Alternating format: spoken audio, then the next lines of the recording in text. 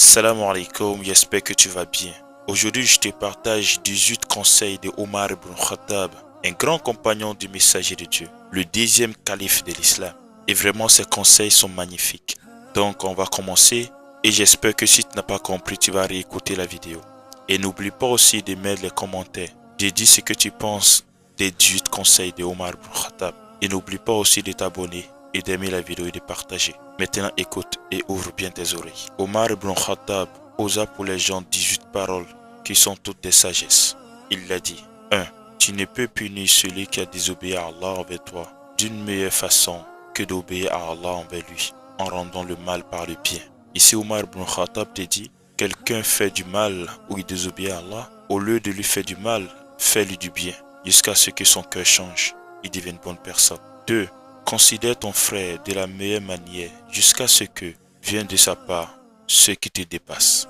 Ainsi cela signifie de bien te comporter envers tes frères, que ce soit tes frères de naissance ou tes frères musulmans ou tes sœurs musulmanes, comporte-toi bien avec eux jusqu'à ce que ces personnes soient touchées par ton bon comportement et qu'ils changent de comportement. 3. Ne pense pas du mal d'une parole qu'a dit un musulman ou une musulmane tant que tu lui trouves une interprétation dans le bien. Cela nous enseigne que lorsqu'on nous parle, il y a souvent deux interprétations de la parole qui viennent dans nos têtes. Une mauvaise interprétation et une bonne interprétation.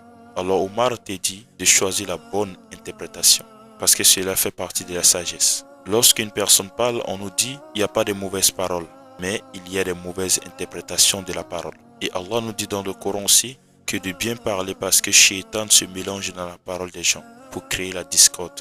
Ainsi, même si quelqu'un te parle, tu l'interprètes mal, essaie de trouver une bonne interprétation à cette parole. Et 4e, celui qui s'expose aux accusations, qu'il ne blâme pas ceux qui pensent du mal de lui. Ainsi, si les gens ont l'habitude d'accuser, de calomnier, qu'il ne soit pas étonné que les gens aussi font la même chose avec lui. 5e, quiconque cache son secret demeure maître de son choix. Allah Akbar. Ça c'est la meilleure. Cela signifie que celui-là qui arrive à fermer sa bouche, à ne pas divulguer sa vie aux gens, alors il serait maître. Il ne serait pas manipulé. Parce que lorsque tu as tes secrets dans la bouche des gens, ou quelqu'un a tes secrets, la personne te tient dans la main. Il peut te trahir, il peut divulguer, il peut même gâter le secret.